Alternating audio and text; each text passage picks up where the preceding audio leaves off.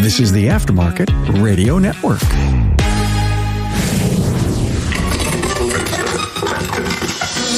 Hey, thanks for tuning in. Carm Capriato here, your host and the pioneer of automotive aftermarket podcasts. This is the place to stay up to date on the pulse of your industry. Training, training, training. We can't talk enough about the importance of training and how it's changed due to COVID-19, along with a lot of smarter trends in virtual. Now, how has free virtual training impacted the industry? And what are the pros and the cons to live training and virtual training?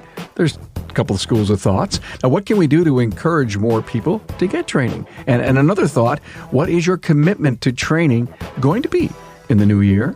Hey, thanks to our partners Apex and Shopware for providing this episode. Hey, Apex 2021 is now in the record books, and Apex presented leading-edge technology from suppliers, but they also did a great job of showcasing the emerging tech of tomorrow. You've got plenty of time to plan for 2022. Plan to be there November 1st through the 3rd, 2022. Apex, now more than ever. Hey, let's face it, technicians are your inventory of time, and it's the only inventory that expires every minute of every day. Maximize sales and speed to get the cars moving through your business faster. Talk to my friends at getshopware.com.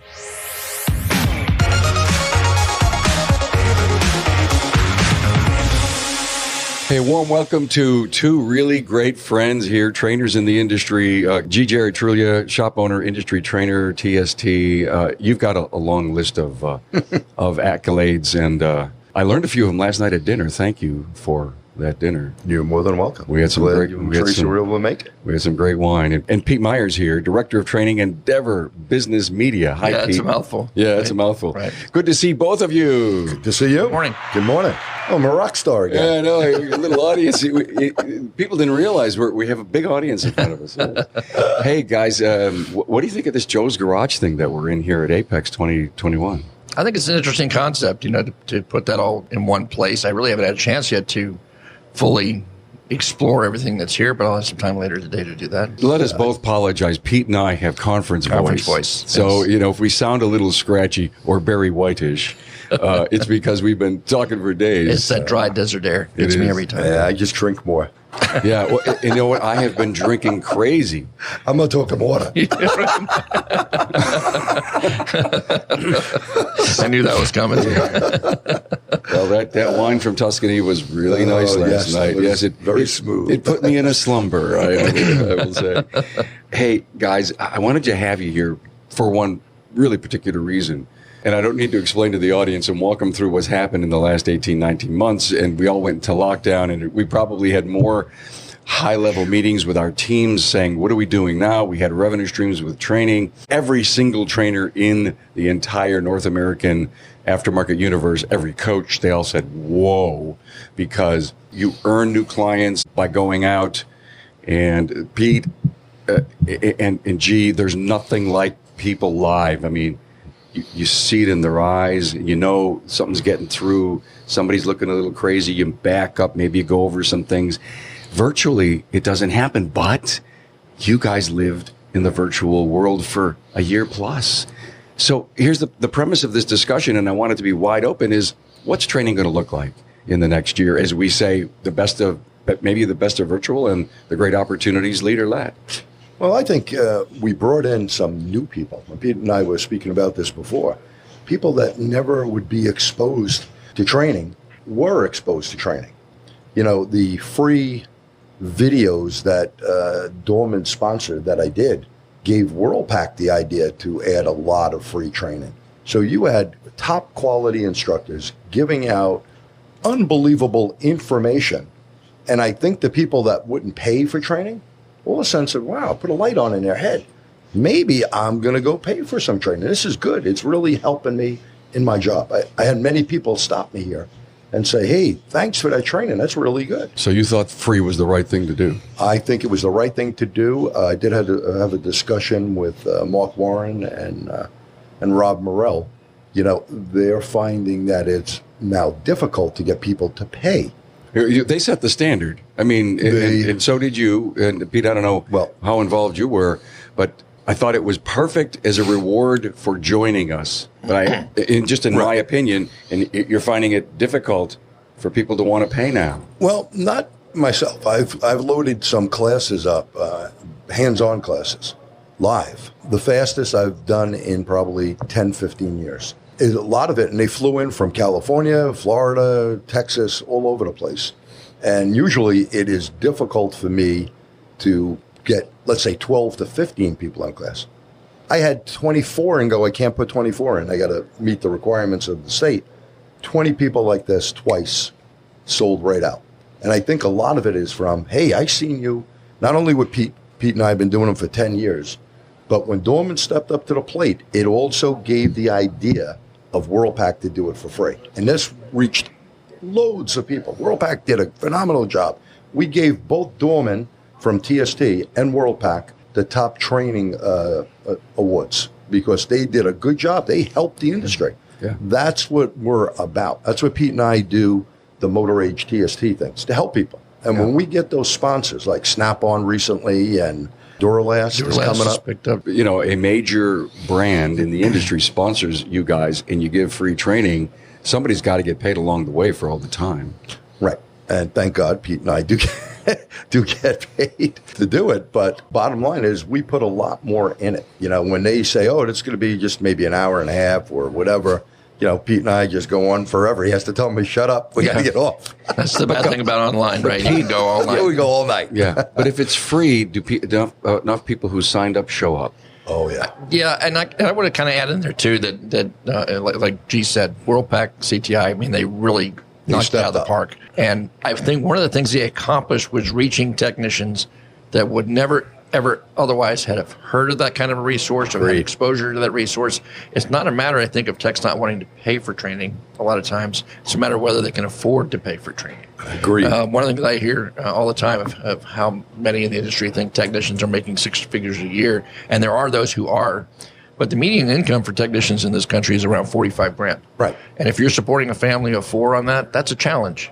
And I know that when I was a tech full time, if I were to tell my wife that I wanted to travel to G's shop or any other event for that in-person experience, she'd tell me, says, okay, who's paying the rent? Who's getting the diapers for the baby? You know, who's going to pay the electric bill?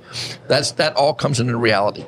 That's why when we started together 10 years ago, our focus was to make that resource available to those who could not otherwise afford to get that resource. And that's a big thing. Yeah. That is big. You know, it's a shame that there's not enough shop owners that do pay for training.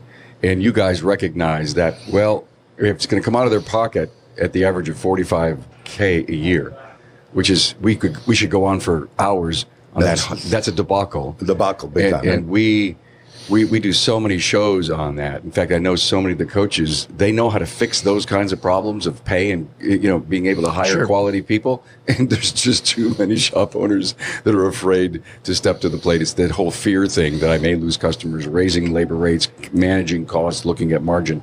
Yeah. It's really easy to fix, but it takes someone to jump out of a paradigm to realize they've got to become a much better business owner, business leader. I think you're seeing that shift. You know, for a long time, I think a lot of us thought that it was apathy among the technicians as far as training went, and it really isn't. You know, I had an epiphany that came to me. It's like, it's not the techs, it's the shop owners that have to create that culture in their business. That continuing education is something that we expect, we support, we require. You know, if you want to hang out and be part of our team, then this is part of that package. You create that culture in your shop. And what you're going to get in the end is you're going to get technicians who are more efficient, more productive, which means they're worth more money to the shop owner. They're worth more money. They're worth more to their customer. They're worth more to the industry. And they should be, you know, compensated accordingly, but that's really not what we're here to talk about. But it all comes down to the fact that there are so many technicians out there. I mean, it's 250,000 just in the automotive sector that want to get those training resources, and they just either don't know about these. How many people have you met that have no clue what vision is? You know, and if you're in the industry, you go like, what? It's like when I get asked, you know, who Motor Age is. Still, we've only been around since 1899, so you not know who we are. But that's the reality. And I think, like I said, when the pandemic hit and they came out and did all these publications, the social media promotions of their training, they really started hitting into a group that otherwise didn't get a chance. And when they got a taste of it, they love it. It's like your local guy in the corner, right? The first one's free, but they got a taste of it, and now they see the benefit of it, and they're looking for more. And then we see a lot of people that will now take that plunge and say, well, if it was that good online, how good would it be if I got to saw that instructor in person or go to that class in person? Okay, so you get sponsors, you get a big company sponsoring, you bring the training to the people who otherwise would not have gotten it. A side message here is that shop owners need to say, we're a learning organization, we're a learning company, we're perpetual students here. And so even if you're going to go out and get some of your free training, show me that you learned something from it. And maybe to the shop owners that I'm speaking to that have been so hesitant, they take that commitment of the tech, willing to put in the time and the hours in front of that tube, no matter if it's daytime or nighttime. Show me, and then maybe I'll start paying for and sending you to. And I'm just preaching because I'm trying to find a way for somebody to rethink their commitment to training. We've done four live webcasts a year. And if we weren't the first, we were among the first to get away from the talking head PowerPoint webinar and actually do it live, streaming it live from the shop. Yeah. And we make mistakes. Things happen, but that's part of the learning experience. That's part of the fun. But what I would encourage shop owners to do, like, for example, the one we're doing on November 20th, it's going to be at 2 p.m. On a Saturday afternoon. Get your guys together. Watch it together. Participate together. And if you can't do it live, do it recorded. Make that a team moment. It's only costing you a few hours if you're the shop owner. You're not having to pay for the service. Just turn it on, put it on your TV, and use that as a training experience for your technicians. You're going to see the reaction, and as a business owner, you're going to see the techs who absorb it and they want to get better at what they do, which I think is the vast majority of technicians out in the field. And then you can see the few that don't really care one with another, and really those are the ones you want in your shop anyway. And when we did through Dorman and myself, when we did the lunch specials, we do one a month. Yeah. And boy, we get a bunch of people that come on, and it turns into, I noticed for a fact, I had 5 people in the last class because of that. Never heard of them before. They didn't know who TST was. They didn't know anything, but they watched that freebie. Somehow it got out to them, and it all worked out. Do you have someone monitoring? Is there any way for anyone in the audience to chat with you? To ask you a question? Yes. We have. So you're Doreen or one of the guys is always with me. The thing of it is, and to your point about getting better instead of the PowerPoint and the talking head, I think we started like that, and I think everyone said, "Oh my God, this is just not the way to go."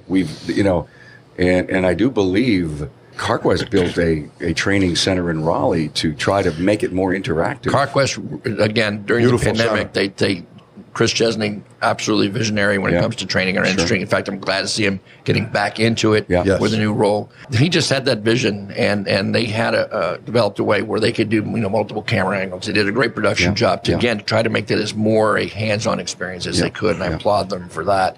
And they're continuing to do that. In fact, Chris has even said this is the future of training in our industry. Can you imagine hovering over the vehicle with a camera? I mean, say you're in a class of 15, and there's only the first 6 in the front that can really be there. And the guys in the back are saying, "Oh, I'll catch it later. I'll look over. I'll push somebody on the side." You got a couple of camera people walking around, seeing everything that's going on. Or you hook stuff up, like in my shop. On each wall, there's a 50-plus inch TV monitor that they can see, because not everyone's going to get under that hood or that car. So use the little document cameras or whatever camera you need, or if you're on a scan tool, you can project this right up there, and that's what I did. Carm here. Now keep listening to find out what the difference is between classes and seminars. Carm here. Well, I can't say enough about the quality of instructors and the high level of technical and management training that was offered inside Repair Shop HQ during Apex 2021.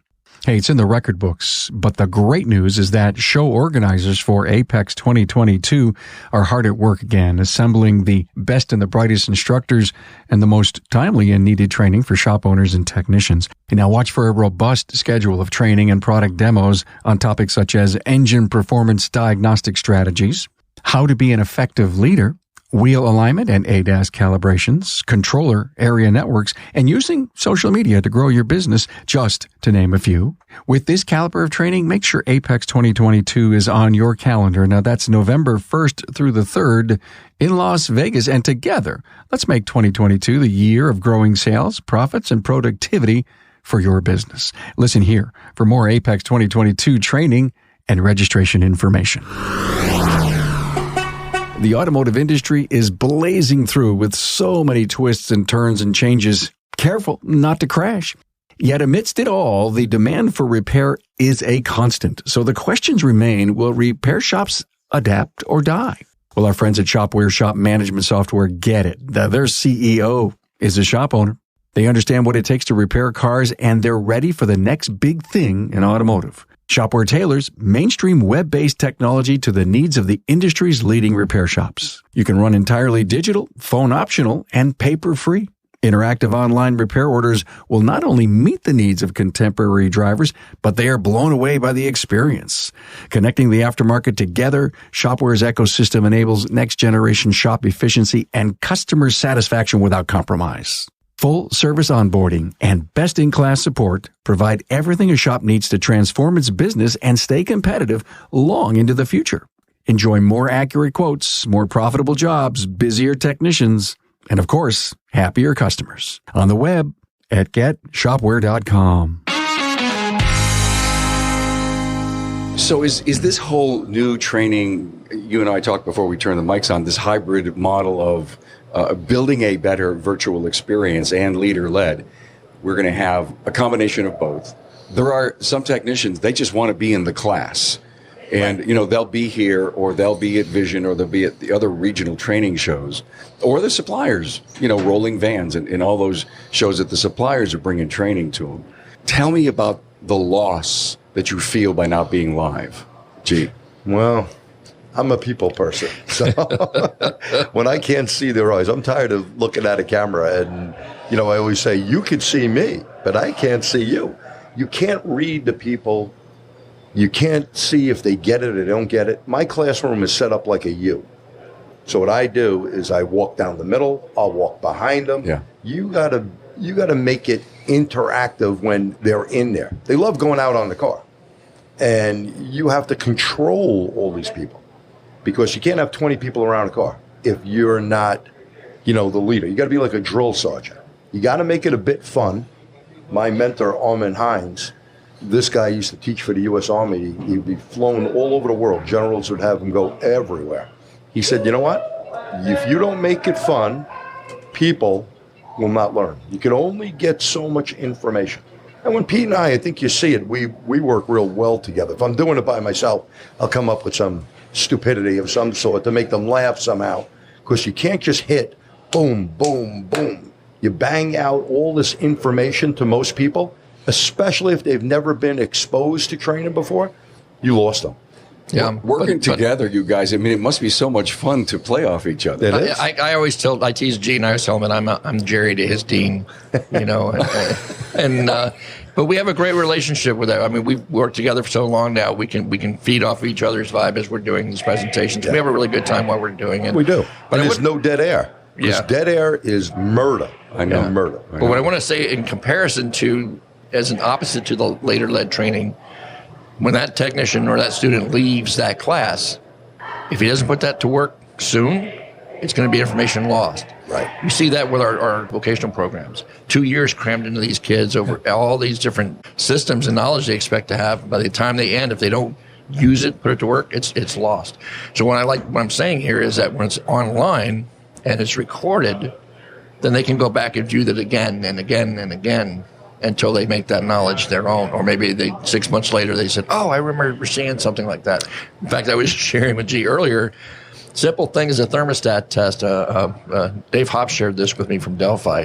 And he saw an instructor delivering a training session and showing how to basic test a thermostat.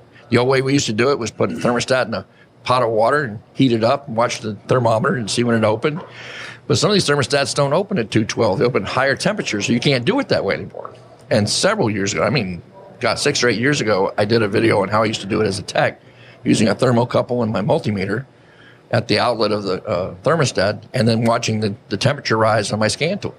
And I would see right about the time that the thermostat's supposed to open, the temperature on the scan tool, I would see that change in temperature occurring at the outlet, knowing I knew the thermostat opened. Yeah. Right? And he said, and that was actually a video embedded in this guy's training saying, here's an alternative method. And he got it from something that we did, like I said, 6 or 8 years ago. Pete brings up a good point then. I do this in all my training. I go to the TST website, I go to my ATTS website, and I go to Motor Age, and I say, hey, there's a bunch of videos that either I've done myself or with Pete. These are resources. And I give it to them like homework.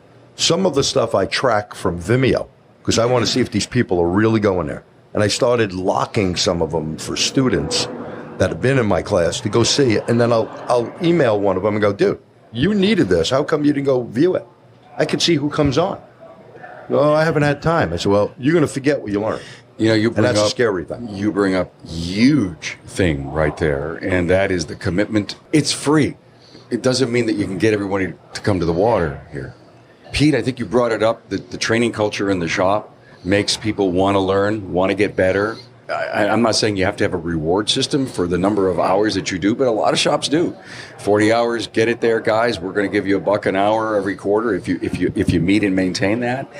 It's almost like you got a really good skilled person with their hands, and you really need them to go to the next level. If they have the capacity, but they don't have the desire, then I think all the great stuff that you're doing, to your point, I went because I was told to go, and I didn't follow up. That's kind of a whole different subject there. That's management. In my mind, if you have a technician that's not fitting well with your company culture, then there's probably a home for him somewhere else. Yeah, and you can try to bring him along.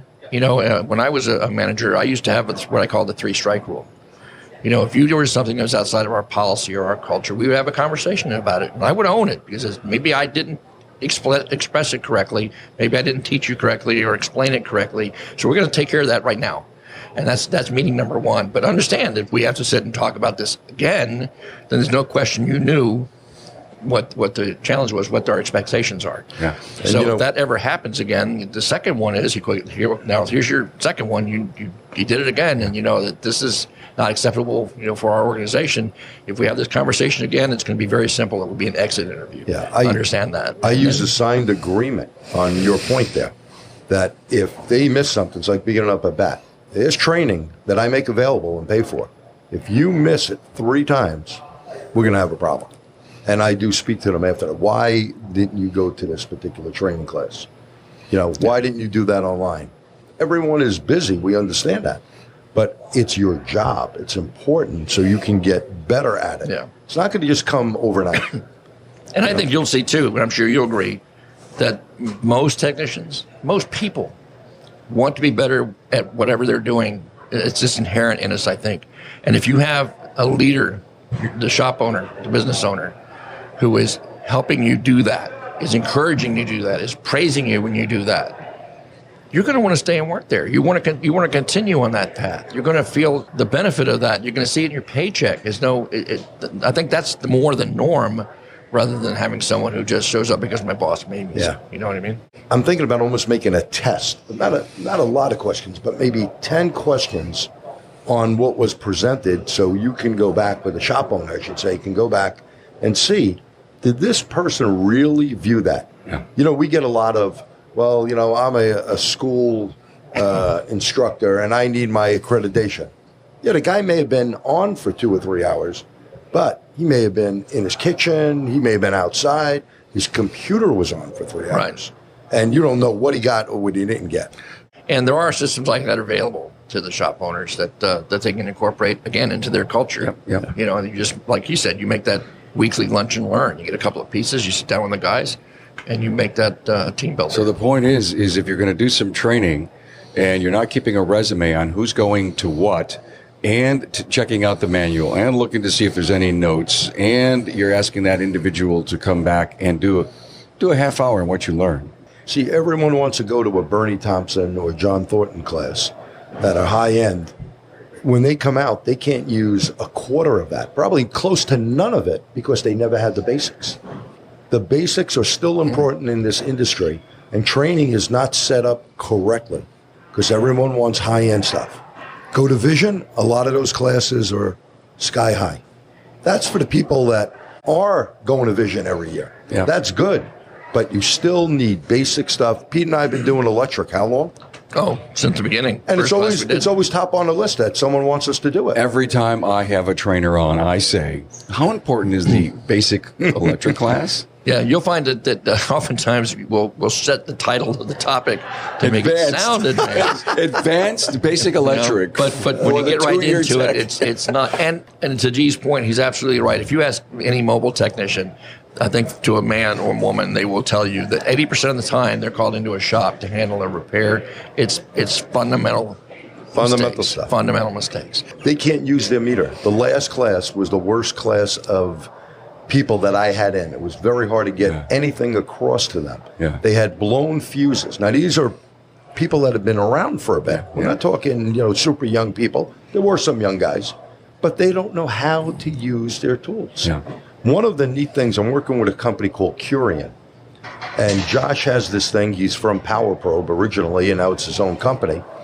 And they're using a tablet for your meter. Not only does it show you meter stuff, and it's a little pod that is Cat 3 certified, the whole bit, but they could graph everything out.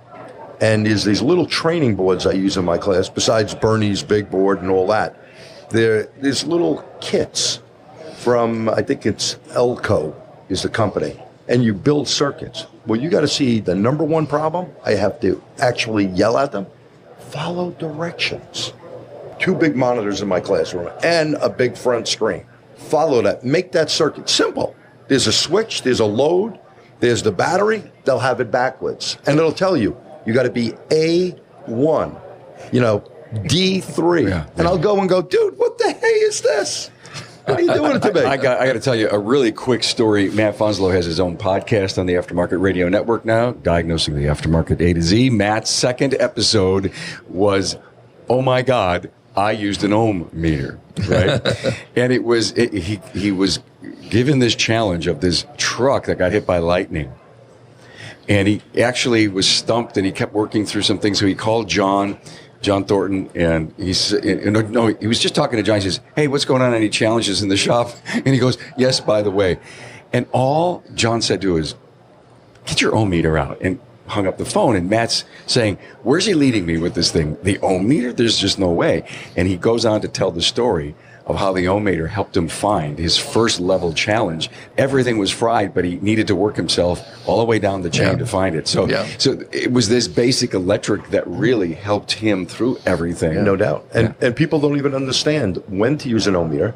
We have them use it on live circuits. I go, live circuit? An ohm meter has to be on a circuit that is shut off. They don't understand the difference in voltage, which is pressure, from the ohm meter to the diode meter. You go, it's the same thing. I have to show them with another meter. Your ohm meter puts about 3 or 4 volts out. Your diode part of the meter is going to put about 7 or so volts out. And they scratch their head. And then I take my meg ohm meter out, and I go, give me your finger. You don't have any heart issues, do you? And I zap them. Now they get the whole thing. Yeah. I did want to go back and interject one comment that you were making about, you go to Vision, you want to see Bernie, you want to see John, you want to see all these names that we know. But way back when we did our first Chicago event, way back in the day, and we were able to invite technicians to attend that at no cost because we had the sponsors footing the bill to have these trainers. I think we had like 100 different trainers at that event. It was amazing because John and some of these other guys, they're Chicago guys. And we were doing it in Chicago. Yeah. And I'd say the vast majority of the people that came to our event had no idea who he was. No idea. And John even came to us afterwards saying, I didn't have that many people in my class. He's used to fill in a hall, because of his reputation. And honestly, and deservedly so. Oh, agree. Deservedly so. But when these guys didn't know who he was, they didn't know who Bernie was. They only knew what the subject matter was, what they wanted to study, what they wanted to learn. And that's how they selected their classes. And I think that's the group that we're starting to get involved with now. The lights are coming on. More people are seeing it. They get to talk about it when they're on social media with their various automotive groups that they attended this event with this person or that person. Here's the link. Go watch the video, whatever the case might be. Yeah. And I think that's the group we're reaching finally. Yeah. And you got to remember, when I used to write books for Napa years back with Ralph Birnbaum, I always told Ralph, there's 90% of people that don't know what they're doing and 10%. So you can go for 10% of the audience or you can go to 90% of the audience. So what's the challenge? The 90? The challenge is pulling that 90 in. Now, Pete, you bring up that great conference. We did 2-3 of them. We need companies to step up to the plate. When we provided that training for free, I still get some of those guys. They became TST members and stuff. They had no clue what was going on out there. We pulled in new people and updated them so they can stay in the industry. But it was free.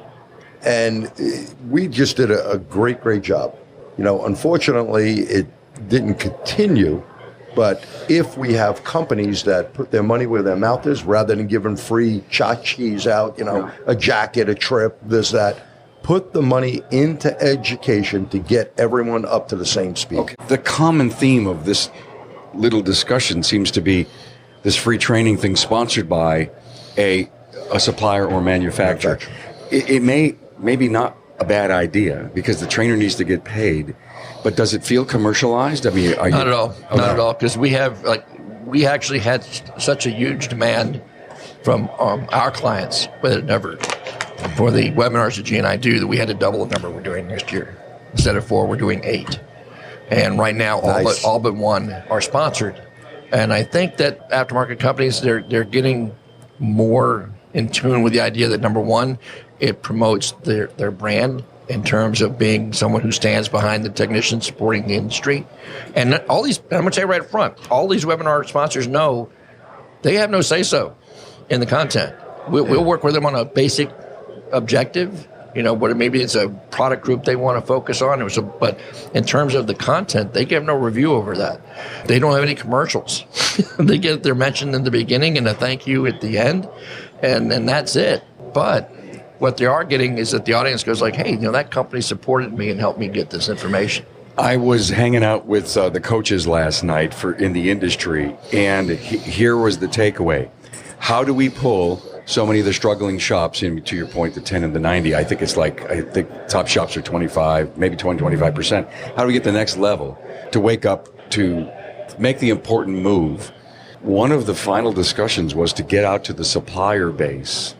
Every time anyone has ever done the math on improving business acumen and leadership in a business, the supplier gets more revenue. No doubt. Because they become better, more efficient. The whole thing, hiring better people, greater relationships with customers, all that stuff that the coaching or the consulting gives to the shop owner.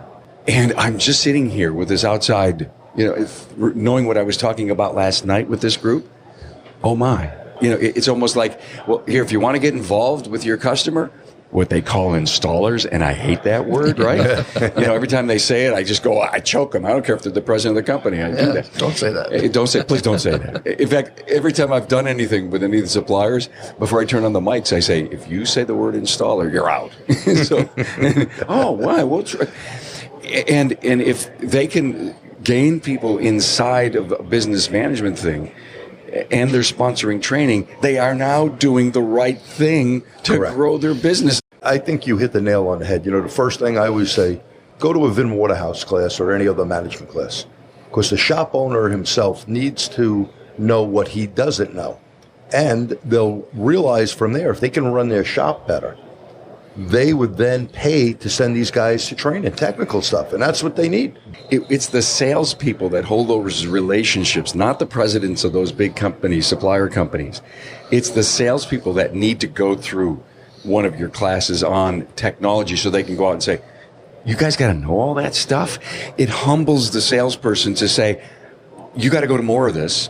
We teach them a little bit of business acumen instead of going in there, here's my special, product of the week, and then leave. Right. Are you struggling with anything? Well, what do you mean? We have resources now that can help you get out of this hellhole that you're in, and I know you're in it because I know the top shops and I know what you look like, and by God, my common sense tells me you need help. Right. It's the salespeople that we need to almost get to help fill your classes better and push these guys into business management consulting. It's funny you bring that up. So my local Napa rep, who is Jean, is a female, she comes in, and her son is now my apprentice. Cool. Which is pretty cool. And I tell her to go out to other shops. And Napa has a whole online right now program of training. I said, you got to push these people to buy that. Yeah. And get them into Vin's class. Vin does a lot for Napa. Yeah. Get them into the class so you're going to have customers down the road. My famous saying, if you don't update, you'll evaporate. Yeah. And it's getting more complicated every single day.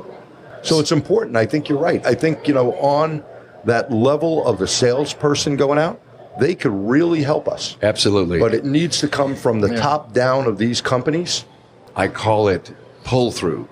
A supplier and a manufacturer can push the concepts, can push this stuff. There's this huge gap between the management and the feet on the street, and they need to push.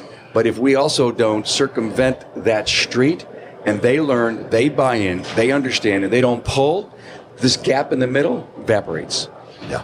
The magic bullet here is that these thousands of salespeople that we have representing every great major supplier in our industry need to become smarter about how business is done, how training is done, where this technology is headed.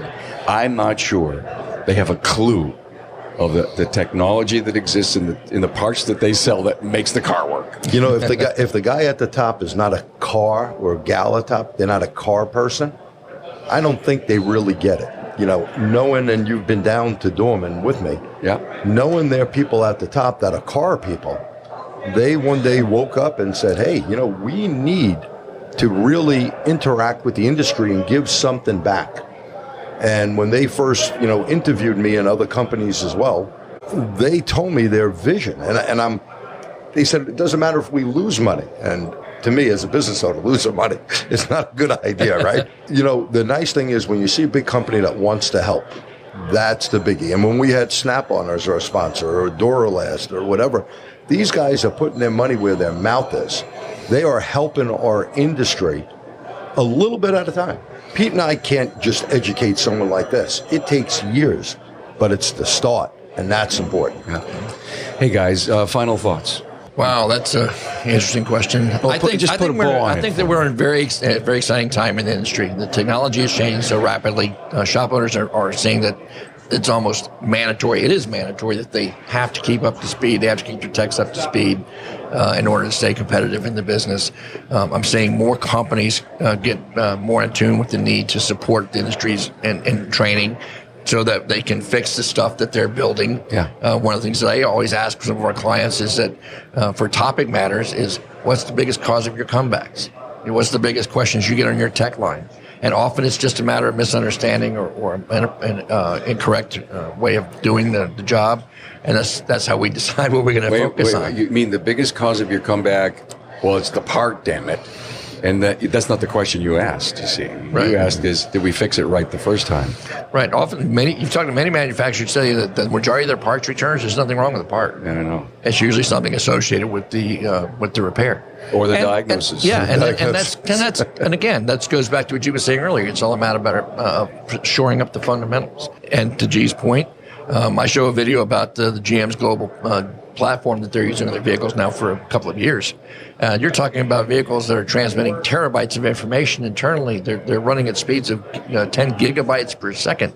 You're looking at the connected car powering through the cloud. It's just all kinds of stuff that's coming down the pike that, good Lord, if you don't have a solid foundation, you're not going to be able to handle that. The silver bullets are probably going to slowly fade away. Do you think I'm right on this? I hate the term silver bullet. I think that there are pattern failures. Okay. I think they're worthwhile when it comes to doing your diagnosis. You can certainly take them into account. Yeah.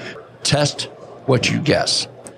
Test what you guess. That's right. That's what you guess. That's excellent. It's not a shopping cart when going down the list of the most common errors, but it is. You can't go to that first one. You can test the vehicle in your bay to see if it's the same thing before you proceed with the repair. A panel I moderated at ASTE was so interesting, and they said, so if you're doing all the testing and you're here and it tests okay, and basically the tree chart says then now go over here, they say stop for a minute and ask yourself, why did that test good?